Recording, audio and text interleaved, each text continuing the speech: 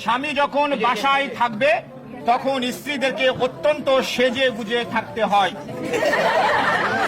স্বামী বাসায় নাই বলি আগে, সাজার কোনো দরকার নাই। তোমরা জ্ঞানী গুণী দুজনের মাস্টার্স, তোমাদের বোঝানো করে বিবাহ শব্দের অর্থটা জানতে হবে, যে আমরা কেন বিবাহ করছি বা কেন বিবাহ করব, বা আরো যারা সবাই বিয়ে করছে কেন করছে, তাদের উদ্দেশ্যটা কি। বিবাহ শব্দের অর্থ হচ্ছে, বি শব্দের অর্থ হচ্ছে বিশেষভাবে, আর বাহ শব্দের অর্থ হচ্ছে ভার বহন করা। তার মানে বিবাহ শব্দের অর্থ হচ্ছে বিশেষভাবে ভার বহন করা। আর একটা যদি জোকারি করে বলতে যাই, বিবাহ এটা কি? বিপদ, বাতে বাড়ানো, হতে হলো। মানে এখন থেকে কিন্তু এই কাজটা হয়ে গেল, বিপদ কিন্তু একে অপর বাড়ানো হলো। তাহলে আমরা কেন এখানে বিবাহ করতে আসি তার কারণটা আমি একটু বললাম। ঘটনা হলো, স্বামীর সবসময় বাম দিকে নারী থাকবে, মানে স্ত্রী থাকবে। এখনো কিন্তু এত কিছু হয়ে গেছে, তাও কিন্তু বাম দিকে আসেনি, তোমার কিন্তু ডান দিকে আছে, বুঝতে পারছো? সে কিন্তু এখনো তোমার বাম দিকে যায় নাই। এই যে আমরা 7 পাক ঘুরলাম, 7 পাকে মেয়ের 7টা শর্ত আছে, যাকে বলা হয় আমরা ইয়াতে বলি সপ্তপদী, যাকে অর্থাৎ মেয়ের 7টা বচন আছে। এই 7টা বচন মেয়ে জানে না, শাস্ত্রের বিধান জানে না। আমি মেয়ের পক্ষ হয়ে তোমাকে বলবো, তুমি যারা আমাদের সকলকে নিয়ে উপস্থিত হয়ে বিবাহ করতে আসছো, হ্যাঁ বলবা একটু জোরে, আমরা যেন সকলে শুনতে পারি।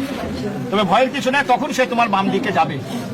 তোমারও 5টা বচন আছে, পুরুষের একটা বচনে মেয়ের 7টা বচনকে ধূলিসাৎ করে দিবে। তো তোমারও 5টা বচন আছে, তুমিও যেহেতু জানো না, তো তোমার পক্ষ হয়ে আমি ওকে বলবো। সে যদি রাজি থাকে, এরকম তুমি যেমন হ্যাঁ বলবা, তাকেও হ্যাঁ বলতে হবে, তাহলে তুমি তোমাকে বাম দিকে নিবা। বুঝা গেছে?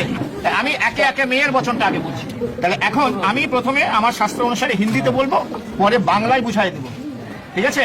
তাহলে তুমি হ্যাঁ বলবা, আমরা সব শুনবো। এখন মেয়ের যে 7টা বচন আছে সে বল, বা হে স্বামী, तीर्थयात्रा, व्रत उद्यापन, यज्ञ दान, पूजा पार्वण, उपवास इत्यादि शुभ कर्मों मेरे साथ लेकर करोगे तो मैं आपके वाम भाग में जाऊं।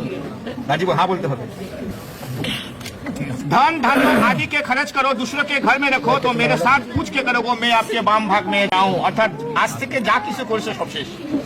এখন থেকে যে ইনকাম করবা সেটা নিয়ম অনুসারে করতে হবে, নিয়ম অনুসারে করতে হবে। মানে ইচ্ছা মতন আর খরচ করা যাবে না। 95 টাকা দিবে আর 5 টাকা খরচ করবা, কোনো সমস্যা নেই, যা দরকার খরচ করবা। এবং কাপড় যদি বাসায় রাখতে চাও, কোনো কাজের মেয়ে হোক বা কোনো আত্মীয় স্বজনকে যদি বাসায় রাখতে চাও, তাহলে এর সঙ্গে একটু পরামর্শ করে নিয়ে করতে হবে, তাহলে সে তোমার বাম দিকে যাবে, তাছাড়া নয়। হ্যাঁ, এটা সবচেয়ে বেশি গুরুত্বপূর্ণ এই দুটা।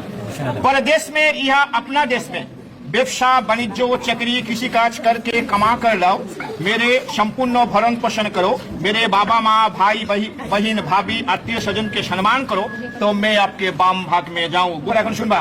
छठवे, आज से हम आपको पत्नी सब सुख दुख भाग करके लेऊंगा, और अत्यंत हीन भावना वो कमाना हुए, परंतु पर स्त्री और पर नारी के नाश हो, तो मैं आपके वाम भाग में जाऊं। বলছে আজ থেকে আমি তোমার পত্নী, সকল প্রকার সুখ দুঃখ আমরা একসঙ্গে ভাগ করে নিব, অত্যন্ত হীন ভাবনা ও কামনা হয়ে। অর্থাৎ আজ থেকে একে যে চোখে দেখা যাবে, এই চোখটা এর চেয়ে যত অপ্সরা সুন্দরী নারী হোক না কেন, এই চোখটা অন্য কোনো নারীর প্রতি আর দেওয়া যাবে না। তাহলে সে তোমার বাম দিকে যাবে, তাছাড়া নয়। ঠিক আছে।